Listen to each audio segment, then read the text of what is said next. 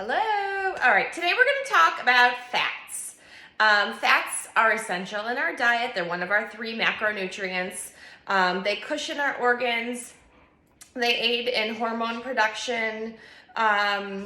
They also primarily help with absorption of our fat-soluble vitamins. So our vitamins A, D, and E are not absorbed in our body like our water-soluble vitamins. They need fat to be utilized. So that's a real key role that our fats play in our diet. So we have 3 types of fats. We have unsaturated fats, saturated fats, and trans fats.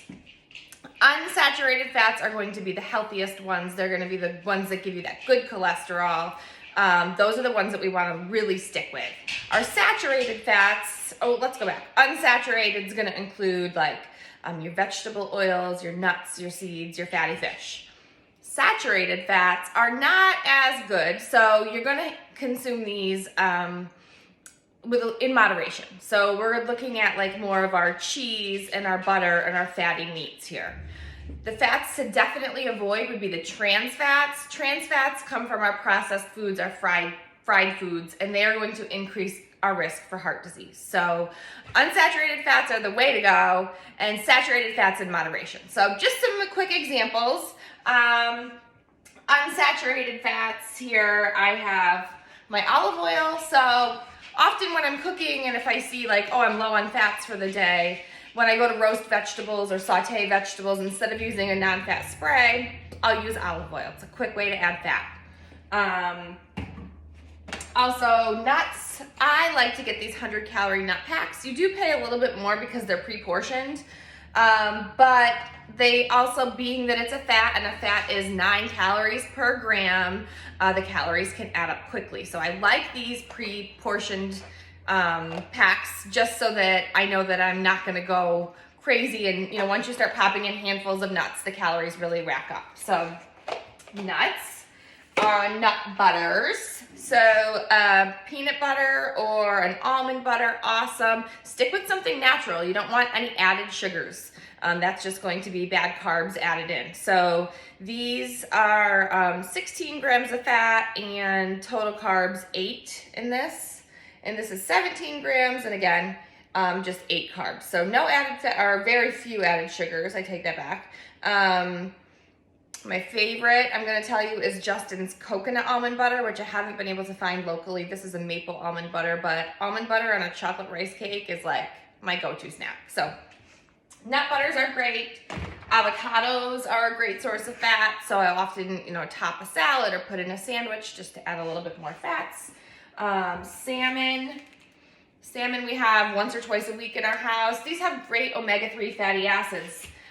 So good for you, and like I said, gonna help with your vitamin absorption. Another thing that's easy to add into like smoothies or in yogurts are flax seeds. Omega-3s, no trans fats. It's also a good source of fiber. So flaxseed. Eggs are another good source of fat. So like I had said before, the fat is in the yolk. So if you're looking to reduce the fat, just stick with whites. If you're okay with the fat, you're going to have the whole egg. Some foods that have leaning more towards saturated fat, so good in moderation, would be cheese, butter, and my favorite would be dark chocolate. So this is another go-to at the end of the day. If I see that I'm like low in fats, I may have a little dark chocolate. So don't be afraid of fats, but definitely be afraid of trans fats, because those fried foods and the processed foods are really, they're going to make you feel like crap to begin with, and they're going to slow down your digestive tract, and they're going to increase your bad cholesterol and increase your chance of heart disease. So you want to stick with the unsaturated fats and then the saturated in moderation.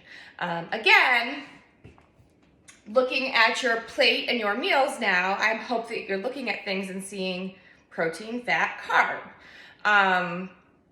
Simply like breaking down a sandwich, for instance, I'm going to have a turkey sandwich for lunch. My protein's going to be the turkey. My fat's going to be the cheese. My carb is going to be the bread. Boom, it's balanced.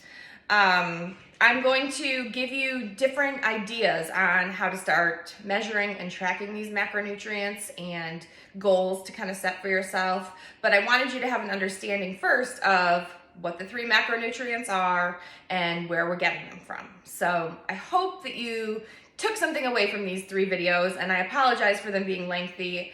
I tend to go off a little bit on tangents, but anyway, those are your fats, and be looking for your unsaturated fats, and I will be back tomorrow.